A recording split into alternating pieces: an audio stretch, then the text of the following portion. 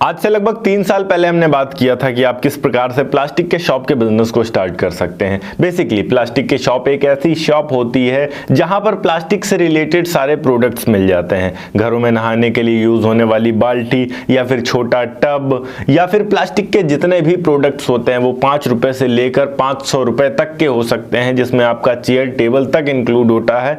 वो सारी चीजें एक प्लास्टिक के शॉप में रखी जाती हैं। आप किस प्रकार से प्लास्टिक के शॉप शुरू कर सकते हैं, इसका क्या स्कोप है आज के टाइम में मार्केट में, कितना प्रॉफिट आप इसमें कमा सकते हैं, प्रोडक्ट कहां से लेना है, किस एरिया में आपको स्टार्ट करना चाहिए, क्या डॉक्यूमेंटेशंस चाहिए, हम सब कुछ आज की इस वीडियो में जानेंगे डीपली। तो इस वीडियो को अंत तक जरूर देखिएगा। हेलो एंड वेलकम फ्रेंड्स, मेरा नाम है अनूप सिंह और आप देख रहे हैं आपका अपना YouTube channel. So let's get started. देखिए, सबसे पहले अगर हम स्कोप की बात करें तो प्लास्टिक के आइटम की डिमांड आज के टाइम में मार्केट में इसलिए ज़्यादा है क्योंकि पहली चीज़ तो ये इजीली अवेलेबल होती है, दूसरी चीज़ ये बहुत ज़्यादा हल्की होती है, इसको मूव करना आसान होता है, इधर से उधर ले जाना बहुत आसान होता है। फॉर एग्जांपल यहाँ पर हम चेयर्स की बात कर ले तो अगर कोई सोफा सेट लेकर रखता है तो वो बहुत हैवी होता है, एक जगह पर रख दिया तो रख दिया, उधर इधर से उधर मूव नहीं किया जा सकता है। बट एक प्लास्टिक की चेयर है, उसको आसानी से इधर से उधर मूव किया जा सकता है।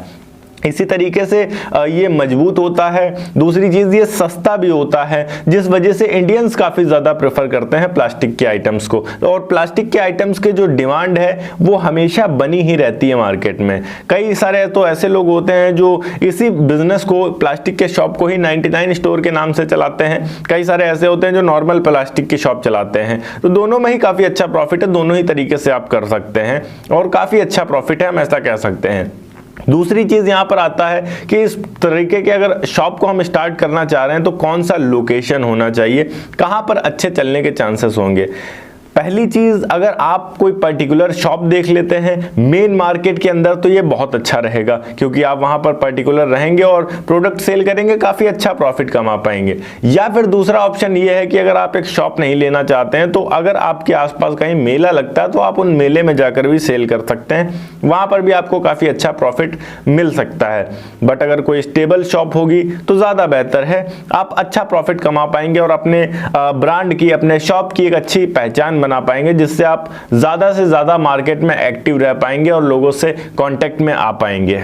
तीसरी चीज की बात करते हैं, डॉक्यूमेंटेशंस कौन सी होंगी। तो सबसे पहली चीज तो जो भी शॉप आप रेंट पर ले रहे हैं उसका डॉक्यूमेंट, रेंट एग्रीमेंट आप सबसे पहले प्रिपेयर करिए, बहुत ज्यादा इंपॉर्टेंट है अगर आप एक बिजनेस चलाना चाह रहे हैं। दूसरी चीज की बात करें यहां पर तो दूसरा चीज आपको शॉप एंड एस्टेब्लिशमेंट लाइसेंस लेना पड़ेगा या फिर आप ट्रेड लाइसेंस ले सकते हैं। अगर बहुत छोटे लेवल से आप बिजनेस स्टार्ट कर रहे हैं तो आपको इतना लेने की जरूरत नहीं है, आप केवल और केवल नगर निगम से रजिस्ट्रेशन करवाकर शुरू कर सकते हैं। बट अगर आपकी शॉप कल को बड़ी हो जाती है तो आपको शॉप एक्ट की जरूरत पड़ेगी, तो आपको ये बेसिक रजिस्ट्रेशंस करवानी होंगी जो कि आपके नगर निगम से आसानी से हो जाएंगी, कहीं बाहर जाने की आपको जरूरत नहीं होगी। और अगर आप जिस जगह पर शॉप खोल रहे हैं वो ग्रामीण एरिया में आता है तो आप रजिस्ट्रेशन अपने ब्लॉक से करवा सकते हैं।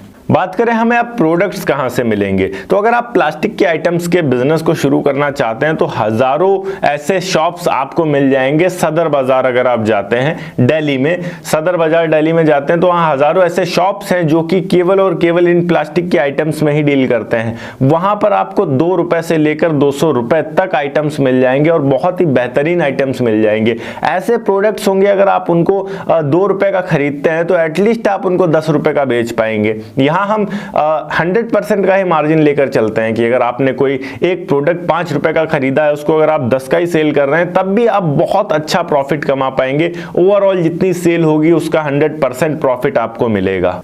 पर मैं आपको सजेस्ट करूंगा कि आप YouTube पर केवल वीडियोस देखकर ही ऑर्डर मत कर दीजिए, वीडियो देखकर ही मत मंगा लीजिए। अगर आप बिजनेस ही करना चाह रहे हैं, उसमें आप अपना कैरियर ही देख रहे हैं, आने वाले आप 8-10 सालों में एक अच्छा सा एम रख रहे हैं, तो कम से कम आपको खुद जाना चाहिए सदर बाजार एरिया में, खुद शॉप्स को विजिट करना चाहिए, कम से कम 2 से 3 दिन स्पेंड करने चाहिए और पता करना चाहिए कि सबसे बेस्ट क्वालिटी का सबसे सस्ता प्रोडक्ट आपको कहाँ मिलेगा और आपको उस शॉप को फिक्स करना चाहिए अपने परमानेंट बिजनेस के लिए। कल को आप अपने घर भी आ जाएं तो उस शॉप से कांटेक्ट रखें और वो टाइम टू टाइम आपके पास प्रोडक्ट भेजते रहें। ऐसा शॉप आपको ढूंढना चाहिए मेरे अकॉर्डिंग।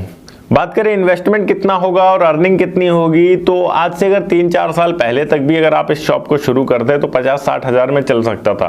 बट आज के टाइम में अगर हम बात करें, जिस तरीके से महंगाई बढ़ रही है लगातार, आपको मिनिमम इन्वेस्टमेंट यहाँ 1 लाख करना पड़ेगा, जिसके अंदर सबसे पहली चीज़ तो आप इलेक्ट्रिसिटी लेंगे अपने शॉप में, दूसरी चीज़ जो शॉप ले रहे होंगे उसका एडवांस रेंट देना पड़ेगा, तीसरी चीज़ आप सारे प्रोडक्ट्स को मंगवाएंगे उसका ट्रांसपोर्टेशन चार्ज भी पड़ेगा, केवल प्रोडक्ट के पैसे आपको नहीं देने, ट्रांसपोर्टेशन भी आपको देखना होगा।